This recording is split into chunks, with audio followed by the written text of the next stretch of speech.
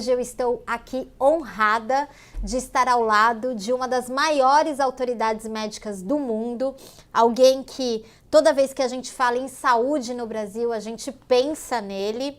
Eu costumo dizer que existe a medicina e existe a medicina Lair Ribeiro. É com muita honra que eu recebo o Dr. Lair aqui. Seja muito bem-vindo, doutor. Obrigado. E o doutor hoje vai responder dúvidas que vocês nos mandam diariamente. Dúvidas sobre a trajetória profissional, dúvidas sobre as escolhas que o doutor faz, dúvidas sobre as defesas que o doutor tem, para que você em casa conheça um pouco mais da história deste homem que tem como missão transformar a sua vida. Ele vai falar sobre a missão dele, eu vou deixar isso para ele. E eu queria, doutor, que a gente começasse a nossa história do começo. Como é que o senhor decidiu ser médico? Eu estava num elevador no Rio de Janeiro com a minha mãe, descendo o elevador, e aí entrou uma pessoa no elevador e ela disse para outra assim: eu acabei de sair de um hospital de tuberculose. Aí eu perguntei para minha mãe: o que é tuberculose? Ela falou: você não sabe o que é tuberculose? Eu tinha 8 anos. Você não sabe o que é tuberculose? Aí ela me explicou. Aí, naquele momento, eu decidi que eu ia ser médico. Interessante, né? Que coisa bonita. Descendo um elevador no Rio de Janeiro. O cara entra no elevador, fala que está com tuberculose, surge a minha curiosidade, eu vou pergunto para minha mãe, ela me dá uma bronca, e naquele momento eu decidi, eu vou entender de doenças. Que coisa, doutor. E o senhor se lembra, nessa sua trajetória, alguns nomes da saúde ou da medicina que eram referências para o senhor? Você está dizendo na época?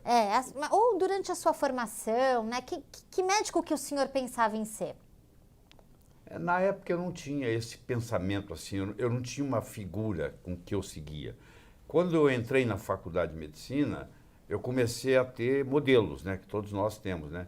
Eu me lembro que a pessoa que mais me impressionou até hoje na faculdade de medicina foi o nosso professor de anatomia, Hildegardo Rodrigues, vivo ainda, mora em Vitória, no Espírito Santo. E eu me lembro de Hildegardo Rodrigues ser aquele exemplo de professor. Se hoje eu me considero um bom professor, eu tenho como modelo o Hildegardo Rodrigues. Era uma pessoa dedicada, uma pessoa que sabia tudo, que estudava, que preparava. E tanto é que todos os anos ele era padrinho de turma, por de tão cativante que ele era e a preocupação que ele tinha com o aluno aprender. Ele era o único que reprovava na faculdade, não deixava passar se a pessoa não soubesse. E eu tive o privilégio porque no primeiro ano de medicina, eu saí perguntando para os professores o que tinha mais difícil em medicina. E todos eles eram unânimes em dizer neuroanatomia, neurofisiologia. Então, do primeiro para o segundo ano, eu não tive férias. Eu dediquei quase 3 meses estudando o dia inteiro neuroanatomia. E aí, quando começou o segundo ano, eu fui até o professor Hildegardo Rodrigues e falei: eu quero ajudar você, quero ser monitor. Eu gostaria até de dar aula de neuroanatomia. Ele falou: como? Eu falei: posso dar uma aula? Eu dei uma aula para ele de 2 horas e ele falou: tá bom, tá certo. Eu vou até te pedir um favor. Eu gostaria que você fizesse o trote intelectual. O que era o trote intelectual? A turma entrava, a primeira aula que elas tinham era de anatomia. E a primeira pessoa que falava era eu. Então eu dava uma aula de mais ou menos uns 40 minutos sobre a neuroanatomia do sistema límbico. Eu falava durante uns 40 minutos, ninguém entendia uma palavra, eu falava tudo certinho, mas era uma coisa absurda. E eu me lembro de uma aluna sentada na primeira fileira, chorando em pranto. Eu dando aula e ela chorando. Como assim? Bom, se a primeira aula é assim, imagina as outras, né? Ela estava desesperada, né? Mas era um trote intelectual. Ele me apresentava como assistente, eu vinha vestido de médico, entendeu? E dava aula, e aí era impressionante, porque todo mundo ficava triste. Que coisa absurda é isso? E eu fiz isso 5 anos, trote intelectual. Olha só, doutor, desde sempre pregando peças na cabeça das pessoas para que elas se atentassem, né? E o senhor me disse que o senhor estava num elevador no Rio de Janeiro. Sim. O senhor morou no Rio de Janeiro? Eu morava em Juiz de Fora. Eu fui ao Rio de Janeiro com a minha mãe, não lembro exatamente para quê, acho que foi para uma consulta médica dela, se não me engano, E aí que eu me lembro da cena direitinho. Olha né? que coisa bonita. E o senhor é mineiro, não é isso, doutor? Eu sou mineiro. Eu nasci em Juiz de Fora, eu nasci no dia 6 de julho de 1945, ao meio-dia em ponto.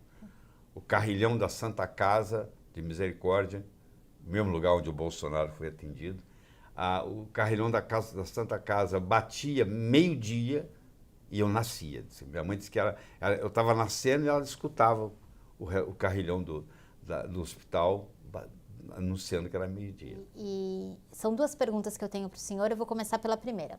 O que é muito impressionante é que um currículo como esse, uma trajetória como essa, é muito raro. Mas mais raro do que isso é alguém com tanta vivência assim, né, que operou com os maiores nomes da cardiologia, que publicou trabalhos, hoje ser o nome da saúde natural, o Sim. nome da farmácia da natureza. Doutor, essa sua experiência também te levou para esse caminho? O que fez o senhor mudar? Eu acho que até já contei isso aqui para você. Eu trabalhava no Peter Ben Brigham, hoje chama Brigham Women's Hospital, que é o hospital mais acadêmico de Harvard. E eu tirei minhas primeiras férias. Um ano de eu estava lá, tinha direito a férias. E eu vim de férias para o Brasil e fui para Juiz de Fora, que é a minha terra natal. E lá tem um calçadão, chama Rua Alfred. E todo mundo vai passear na Rua Alfred para se encontrar. Eu estava na Rua Alfred, apareceu um conhecido meu, falou, fiquei sabendo, você agora mora nos Estados Unidos, né? Eu queria te pedir um favor. Eu falei, o que é? Eu tenho um cunhado que está com problema cardíaco e eu gostaria que você atendesse. Ele falou, eu estou de férias, não tem consultório aqui, não tem nada. Ele falou, mas você não podia me ajudar? Você pede um amigo aí? Eu liguei para um amigo meu, falei, você me empresta seu consultório? Claro. Aí o cunhado dele veio. Ele morava numa cidadezinha perto de Juiz de Fora, chamada Piquiri. E o cunhado veio e me contou a história, que ele lá na cidade só tinha um médico, o médico fazia tudo, etc. e tal. E aí eu examinei ele, fiz a receita. Quando eu terminei de fazer a receita, ele falou assim, sabe aquele médico lá de Piquiri? Eu fui nele. Só quer ver a receita dele? Eu falei, claro que quero. Ele pegou a receita dele e me mostrou. Eu olhei, era igualzinho.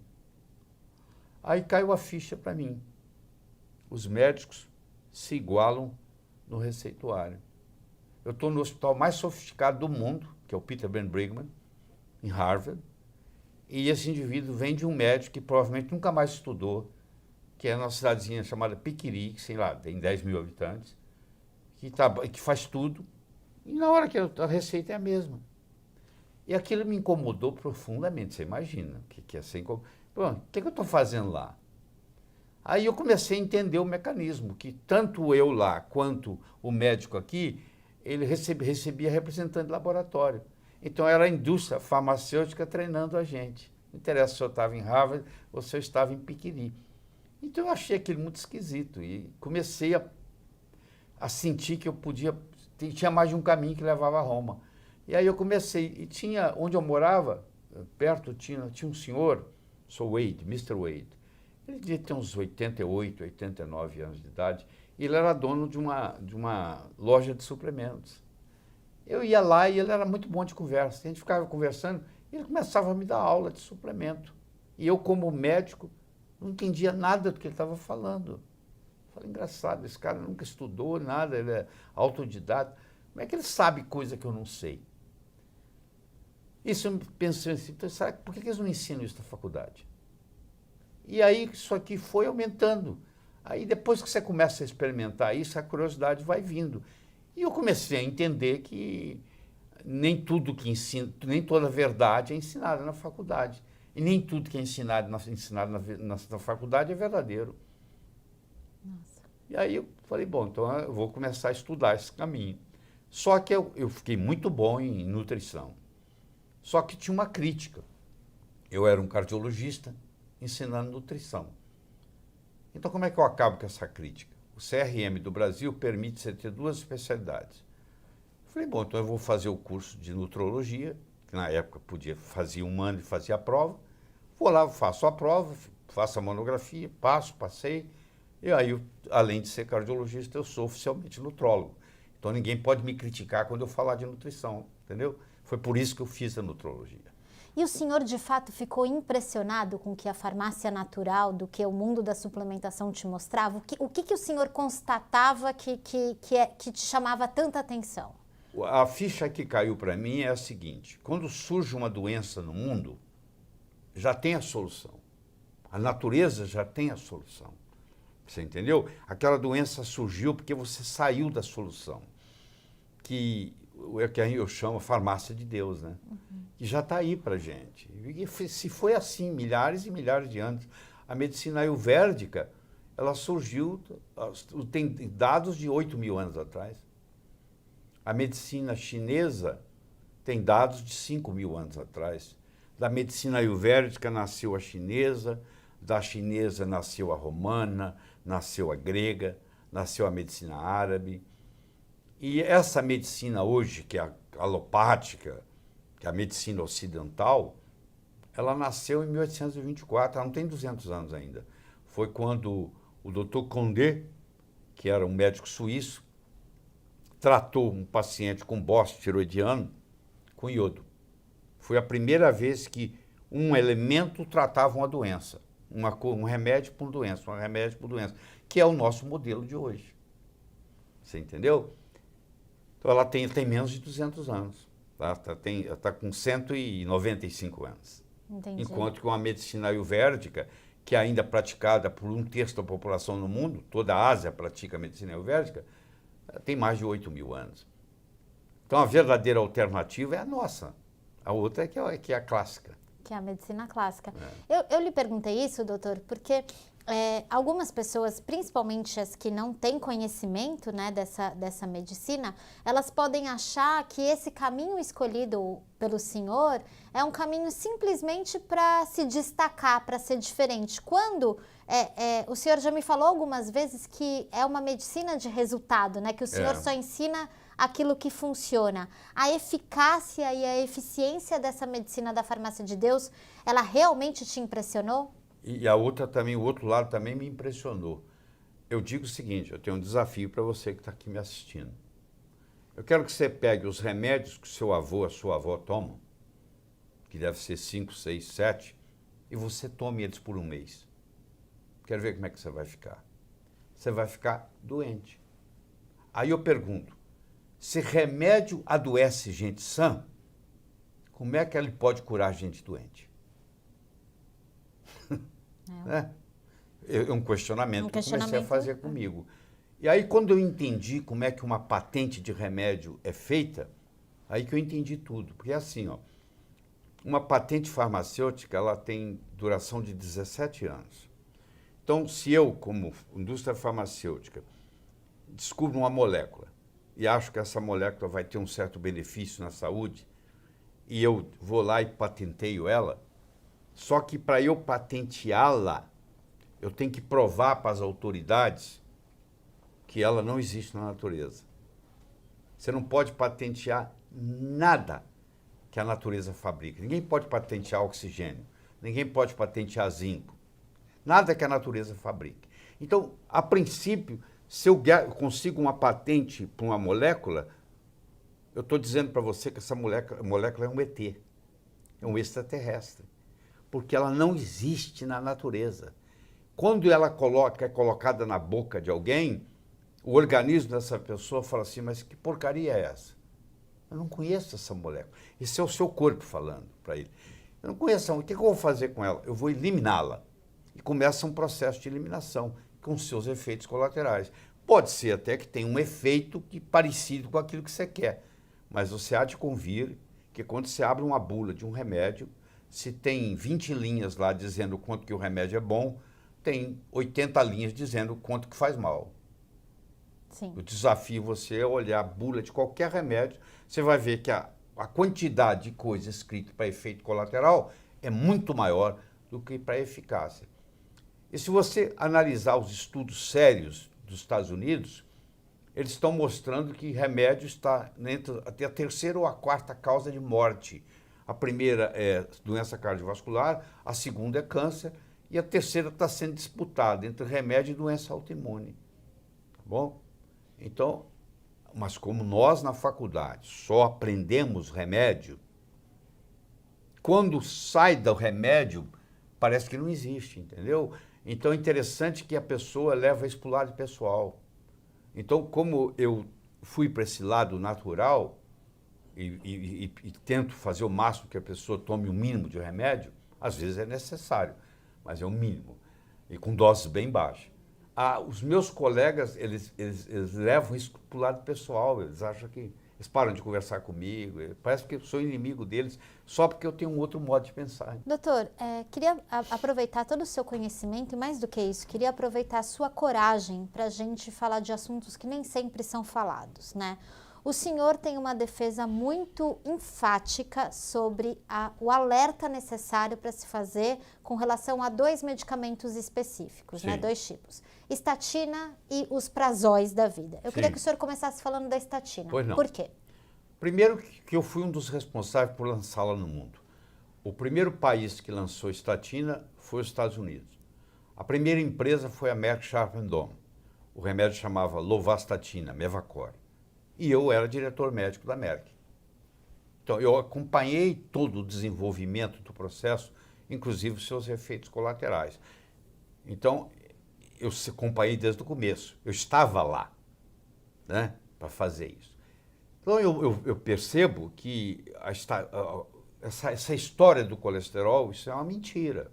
Tanto é que lá nos Estados Unidos agora estão chegando a essa conclusão. Aliás, já chegou há muito tempo.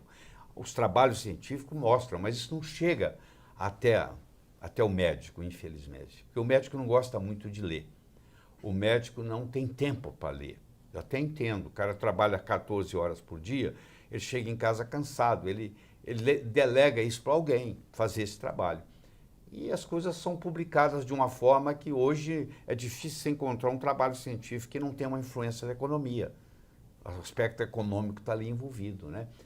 Então, essa história do colesterol é uma piada. Eu quero que o meu colesterol aumente. Eu sou o contrário, eu faço uso de suplementos para aumentar o meu colesterol, porque eu com 74 anos de idade, eu quero estar com um cérebro novo. Se eu baixar o colesterol, o cérebro envelhece muito rápido. Então, eu trabalho o contrário, para você ter uma ideia. E talvez eu morra falando nisso, mas o colesterol é mocinho, não é bandido. Então, não existe razão para eu baixar o colesterol. E o preço que se paga baixando o colesterol com a estatina é muito alto, porque a estatina dá problema muscular, a estatina dá problema cerebral, a estatina interfere no sistema imune, ela tem uma série de efeitos colaterais, entendeu? Que são apresentados de uma forma inadequada e o médico não tem essa consciência. De novo eu falo, vai lá ler a bula, porque a bula tem que falar que está lá. Então, a cardiologia brasileira inteira receita estatina. Eu acho que eu sou o único cardiologista no Brasil que tenho coragem de vir em público falar que dar estatina é uma coisa errada. Entendeu? Eu acho que o tempo vai cuidar de mostrar isso, certo? Eu perdi todos meus amigos na cardiologia, nem me cumprimentam, eu sou ovelha negra. No começo me incomodava, agora não me incomoda mais, porque eu falo que não deve dar estatina. Tem muita gente internada porque está tomando estatina. O omeprazol acontece a mesma coisa, o prazóis da vida acontece a mesma coisa, porque essa azia que o paciente sente depois que ele come, não é uma azia de excesso de ácido clorídrico, é uma azia de falta de ácido clorídrico. A azia do excesso de ácido clorídrico, que é a síndrome de Zollinger-Ellison, é muito rara. Eu acho que o colega que está me assistindo nunca viu um caso, que é quando você tem uma azia em jejum e você come e melhora. Isso é muito raro. A maioria fala assim, eu tenho azia depois que eu como. Então essa azia depois que você come, não dá tempo de eu explicar toda a fisiologia aqui, mas ela é devido a uma deficiência de ácido clorídrico. Existe uma coisa chamada gastrite atrófica, que é assintomático, que a maioria das pessoas com mais de 40 anos tem. Então, ela tem uma diminuição do ácido clorídrico no estômago. A válvula pilórica, ela é pH dependente. Como o pH do estômago aumentou, ela não abre, então há um refluxo. Então, o refluxo esofágico é por deficiência e não excesso de ácido clorídrico. Agora, você imagina, eu vou dar um remédio que vai bloquear. Se você for na bula dos prazóis, eles vão dizer lá que esse remédio nunca pode passar de 30 dias. Está lá na bula, sou eu que falei, não. São coisas usadas agudamente. Eu fiz uma cirurgia de estômago, eu tenho uma úlcera gástrica, eu vou tomar isso por 30 dias. Está lá, não pode passar de 30. Eu conheço gente tomando omeprazol há 10 anos. Você vai no SUS, receita, a cereja do bolo é um prazol da vida. Então o médico pegou esse cacuete de receitar prazol, mas não sabe os efeitos colaterais que isso tem. Aí isso bloqueia a digestão das proteínas, as proteínas não quebram em aminoácidos, causa sarcopenia, a pessoa perde a musculatura, as fezes começam a ter um odor horrível. Eu brinco que quem está tomando omeprazol, quando vai ao banheiro fazer cocô, o vizinho fica sabendo, porque o cheiro chega lá. Você entendeu? Porque é putrefação. Que lá é proteína putrefada. Então, é um problema muito sério. Então, a maioria dos pacientes hoje está tomando estatina, está tomando omeprazol. E a situação da saúde cada vez pior.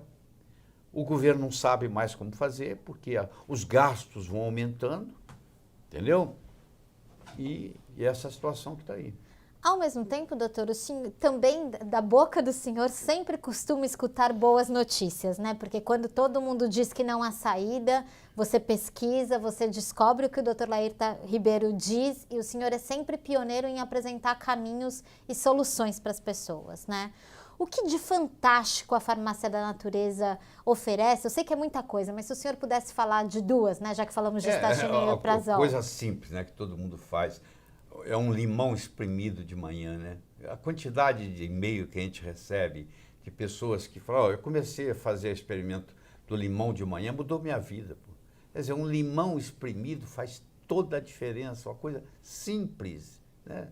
A pessoa ir dormir mais cedo, dormia depois da meia-noite, agora dorme antes da meia-noite, faz toda a diferença. Desligar as luzes todas no quarto escuro, não deixar o telefone ser carregado no quarto onde você dorme.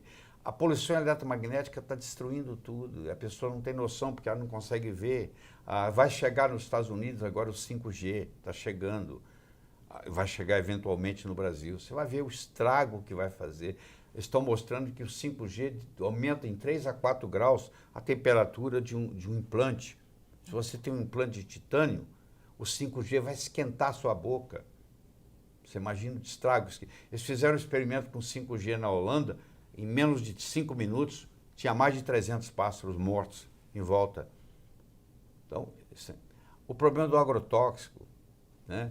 Ninguém dá bola. O Brasil, per capita, é um dos campeões do mundo no uso de agrotóxicos. O agrotóxico, ele mata a micorriza, que a micorriza são os fungos que tem no solo.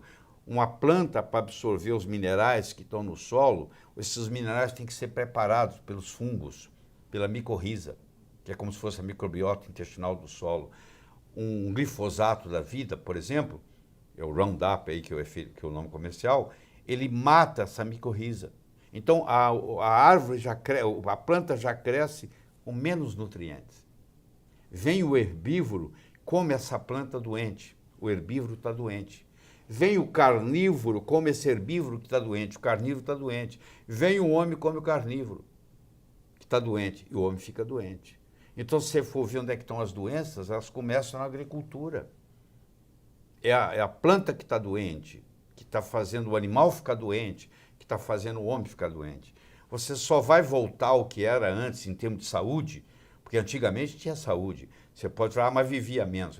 Porque vivia menos, porque quando você calcula, você leva em consideração quem morreu na infância, que era por outras razões, e o homem que morria porque foi atacado pelo tigre. Contava como morte, entendeu? Esse tipo de acidente que não tem mais. Então, isso está prolongando a vida, sim. Mas também o pessoal está mais doente. Nós estamos vivendo mais e pior, infelizmente. Você pega um brasileiro com 65 anos de idade, ele toma pelo menos 5 remédios diferentes. Ele toma um remédio para pressão, ele toma um remédio para diabetes, ele toma um remédio para colesterol, ele toma remédio para artrose. E como eu disse, vai lá, pega os remédios do seu avô e toma eles por um mês. Vamos ver se você vai continuar com a mesma saúde. Doutora, eu tenho que aproveitar a sua presença ilustre aqui para perguntar de alguns assuntos que o senhor sempre foi o pioneiro nisso e hoje tem mais gente falando, ainda bem, mas o senhor que é foi o pioneiro em dizer sobre as vantagens, né? Queria começar falando do magnésio. Antes você não escutava falar de magnésio, o senhor trouxe esse assunto, né? Como foi isso, Eu doutor? tenho que dar o crédito para o doutor Arnoldo Veloso. O doutor Arnoldo Veloso tem 90 anos de idade, mora em Brasília, morou mais de uma década na Alemanha. É um cara brilhante, é uma das maiores autoridades em magnésio no mundo. Quando eu voltei para o Brasil, que eu cheguei com a ideia do magnésio, eu já encontrei o doutor Arnoldo aqui falando disso, então ele é o verdadeiro pai do magnésio. Uhum. É uma coisa impressionante, porque o povo brasileiro ele tem uma deficiência muito grande de magnésio, porque no Brasil não tem vulcão, ainda bem, mas também não tem água magnesiana e não tem magnésio no solo. Então, a Organização Mundial de Saúde mostra o Brasil como exemplo de um dos países onde tem a maior deficiência de magnésio no mundo. Então, 90% dos brasileiros têm deficiência de magnésio. Você ingerir magnésio faz uma diferença enorme na saúde. Primeiro que você está devendo, tem a deficiência. E segundo que o magnésio atua em mais de 600 reações como cofator. Então, a melhora é muito grande, gente. É muito grande. É um excelente antiarrítmico, trata a arritmia cardíaca, é um excelente relaxante muscular, ajuda a liberar melatonina, faz dormir melhor. Eu posso ficar aqui falando horas e horas e horas sobre isso. Tem estudos mostrando que quanto mais baixo o magnésio, mais doença cardiovascular você tem, entendeu? Muito bom. Falamos aqui da água com limão, que o senhor já foi pioneiro e acredito que todo mundo que lhe segue toma todo dia água com limão. Queria que o senhor falasse da coenzima Q10. Já que falamos de estatina, a coenzima Q10 seria necessária se todo mundo não tomasse tanta estatina? O que é a coenzima Q10, doutor? Coenzima Q10 é uma coenzima que existe dentro da mitocôndria que facilita o transporte do elétron à cadeia respiratória. Ou seja, para a gente formar a energia, o ATP, a moeda usada aqui no Brasil é real. A moeda da vida chama-se ATP. Uhum. E esse ATP, para ser produzido, precisa de coenzima Q10. Então, por exemplo, como a coenzima Q10 ela é produzida na mesma cadeia do mevalonato, que é onde se produz o colesterol, quando você toma um remédio para inibir a cadeia do mevalonato, você também inibe a coenzima Q10. Então, você vai ver que um paciente que toma estatina, ele reclama de fadiga, ele reclama de dor muscular, entendeu? Ele não tem aquela energia que ele tinha antes, ele está meio zumbi. Aquilo é deficiência de coenzima Q10. E à medida que você envelhece, o seu coenzima Q10 também vai caindo. Então, se eu pegar um indivíduo da minha idade, 74 anos, e fizer uso de coenzima Q10, como eu já fiz hoje, eu tenho uma energia de pessoa jovem, entendeu? Porque eu facilito a produção de energia. É um suplemento, não pode ser patenteado, porque é feito, o organismo faz, produz, entendeu? Por isso que as grandes empresas não estão interessadas, porque não dá patente, não dá exclusividade. E se quem tomasse estatina pudesse fazer uso de coenzima Q10, o pior problema da estatina é a inibição do coenzima Q10. Quer dizer, a pessoa que está tomando estatina, se ela não quiser parar de tomar estatina e fizer uso do coenzima Q10, toda essa sintomatologia que ela sente, isso vai embora. Que coisa impressionante. E é simples, é fácil. Hoje tem sublingual, você não precisa nem tomar, você põe debaixo da língua, como eu faço uso.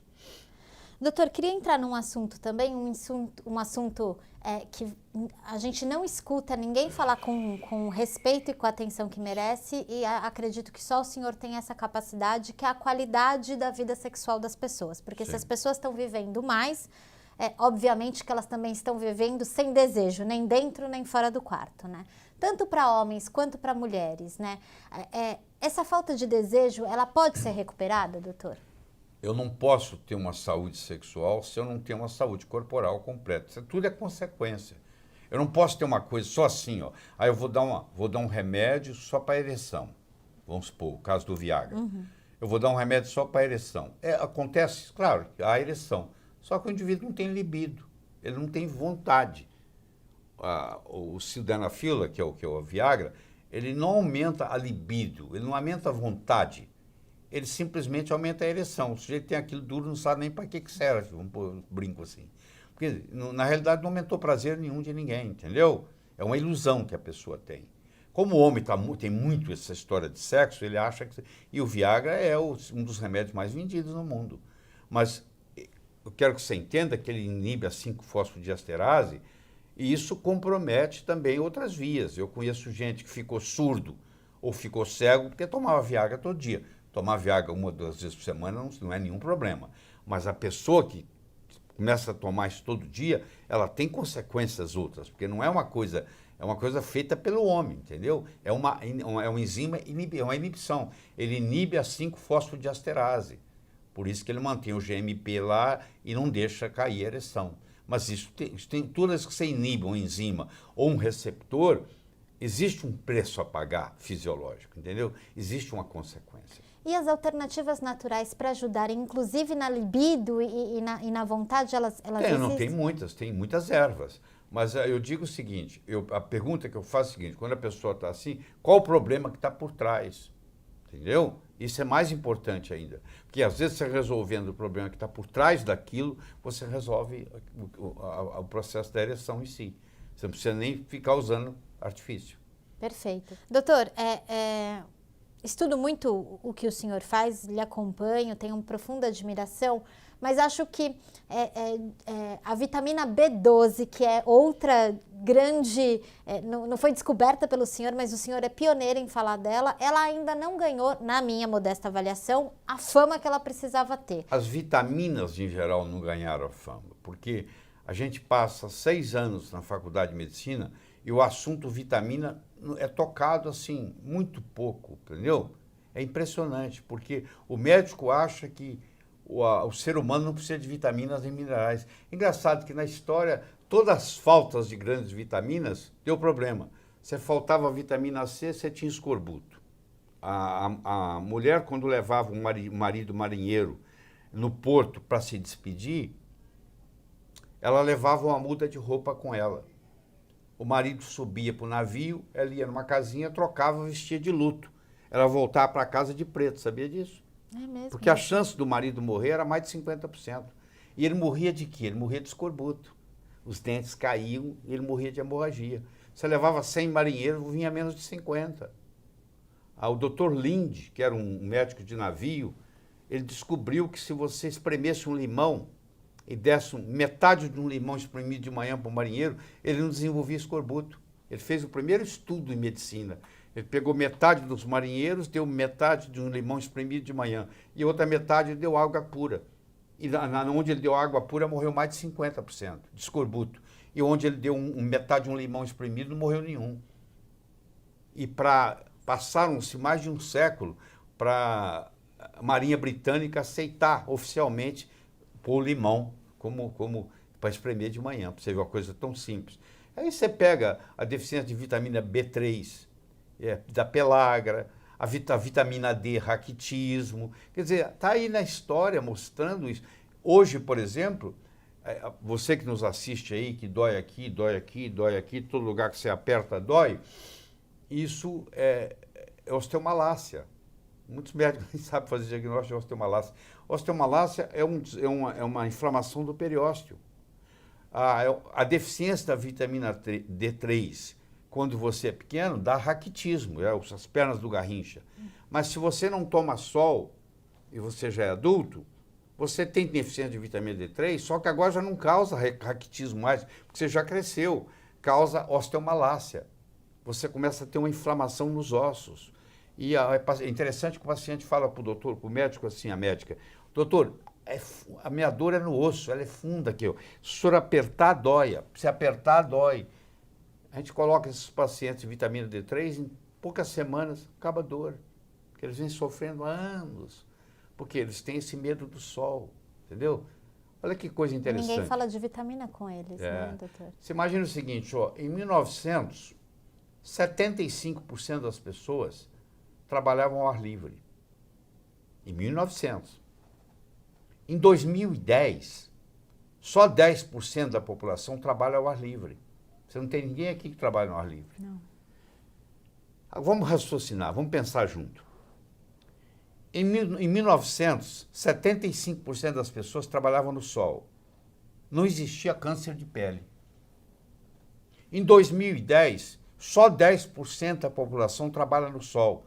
E câncer, câncer de pele é o câncer mais comum que existe. E você vai culpar o sol? É estranho. É só se raciocinar. Como em 1900, só 75% estava no sol e não tinha câncer de pele. E 1 século e 10 anos depois, só 10% trabalha ao ar livre e o câncer de pele virou o câncer mais comum. Como é que você pode culpar o sol? Me explica. Não é estranho? É bem estranho. O raciocínio começa por aí. Então, isso é uma outra história que já deu muito debate, muita confusão. Mas é o seguinte, o sol é um amigo da gente. Nós vivemos graças ao sol. Você tomar 10, 15 minutos de banho de sol por dia, eu já tomei o meu hoje. É essencial para a saúde, entendeu? Eu não estou falando para você ir lá na praia e ficar 12 horas torrando lá, não. Eu estou falando para você tomar 10, 15 minutos todo dia. Doutor, e fala um pouquinho da B12 também. O que é a B12? Pois é, a B12, muitos dos casos de... o fulano está gagá, tá com déficit de cognição, que a gente chama. Gagá, em medicina, é déficit de cognição. Está com déficit de cognição. Muitas vezes é deficiência da vitamina B12. Você mede, a B12 está baixa, você dá para eles não cianocobalamina, que é o que vende ali na farmácia. Tem que dar ou metilcobalamina ou hidroxicobalamina. Vou te explicar por quê. Ciano vem de cianeto, é veneno. A maioria das pessoas pega a cianocobalamina e transforma em metilcobalamina e hidroxicobalamina. Mas existe uma pequena parte da população que tem um polimorfismo genético que não consegue transformar cianocobalamina em metil e hidroxicobalamina. Mas eu não sei quem é. Eu não vou ficar fazendo exame genético em todo mundo, porque é muito caro. Até bem pouco tempo tinha que mandar para os Estados Unidos. Então o que você faz? Você receita metilcobalamina, que já tem na farmácia. Aí o paciente já toma o princípio ativo, a pessoa melhora a cognição. O doutor Dale Bredson, professor de neurologia da Faculdade de Medicina da Califórnia, Los Angeles, ele escreveu um livro que tem em português, eu recomendo você que está me assistindo lê-lo, chama-se O Fim do Alzheimer. E ele publica os 100 primeiros casos de cura de Alzheimer. Ele era um neurologista famoso, a esposa dele era uma pessoa interessada em saúde natural, foi fazendo a cabeça dele aos pouquinhos, água mole em pedra dura, tanto bate até que fura, e ele se interessou pelo assunto, começou a estudar, começou a introduzir vitaminas e minerais no tratamento do Alzheimer, e ele publicou o primeiro livro com 100 casos, pessoas que não trabalhavam mais voltaram a trabalhar, que não reconheciam mais o filho voltaram a reconhecer, que não dirigiam voltaram a dirigir. Por isso que o livro dele chama O Fim do Alzheimer, que eu recomendo você ler. Deixa eu aproveitar o senhor não aqui. Não tem remédio nenhum, tá? O Fim do Alzheimer, tem nenhum remédio para melhorar o Alzheimer. Aliás, os remédios para o Alzheimer, em geral, pioram o Alzheimer. Doutor, aproveitar o senhor aqui. Conheço o senhor um pouco, então falamos, porque o Alzheimer é uma doença que assusta muito, né? Então, aqui de abordagens naturais que a gente pode falar sobre o Alzheimer. Tem a B12, tem a D3, tem o magnésio, o que mais que o senhor... Tem a vitamina K2, tá? Certo. Tem a alimentação, que é muito importante, diminuir substancialmente a quantidade de carboidrato, porque o Alzheimer é uma diabetes, é o chamado diabetes tipo 3. Mesmo? Tem o diabetes tipo 1, diabetes tipo 2 e agora tem o diabetes tipo 3, que é uma resistência insulínica dentro do cérebro. Então, o neurônio que pode trabalhar ou com glicose ou com corpo cetônico, e a glicose agora ele não está conseguindo trabalhar mais, porque tem resistência insulínica. E aí ele sofre uma degeneração. Se eu introduzo nessas pessoas a dieta cetogênica, a diferença é brutal. A dieta cetogênica ela é muito mal entendida no Brasil. Existem mais de 1000 livros no Amazon.com sobre dieta cetogênica. Mais de 1000 livros. Mas a maioria dos médicos não sabe como que trabalha com dieta cetogênica. A dieta cetogênica ela existe desde a Bíblia. É o jejuar. Quando você está no jejum, que tem em todas as religiões, você acaba tendo um metabolismo de corpo cetônico. E começa lá no jejum. Então, nos anos 20, um médico da Mayo Clinic começou a usar a dieta cetogênica na Mayo Clinic para tratar crianças com epilepsia. Crianças que têm 50 crises de epilepsia por dia. Entra na dieta cetogênica, com 2 semanas passa a ter 0. Então isso foi tão revolucionário. E aí um médico, o Dr. Freeman, um médico do Johns Hopkins, levou isso para o Johns Hopkins, que é o maior centro do mundo hoje. E estava indo desse jeito, e aí um indivíduo de nome Jimmy Abrams, que é um produtor famoso de Hollywood, que faz a maioria dos filmes da Meryl Streep, ele teve um filho chamado Charlie, e o filho tinha 50 convulsões por dia. Fizeram 2 cirurgias cerebrais no filho, não resolveu nada. Falaram para o Jimmy Abrams sobre o Johns Hopkins, sobre a dieta cetogênica. Ele levou o Charlie, menininho, criancinha, para lá. Com 1 semana ele não teve mais nenhuma crise. Então o Jimmy Abrams disse, o mundo tem que conhecer isso. Então ele criou o chamado Charlie Foundation, a Fundação Charlie, que você pode entrar na internet e ver. E lá ensina a receita, ensina tudo. E hoje está revolucionando o mundo. Então, pessoas que têm epilepsia, pessoas que têm câncer, usar dieta cetogênica no câncer, porque a célula cancerígena se alimenta muito de açúcar.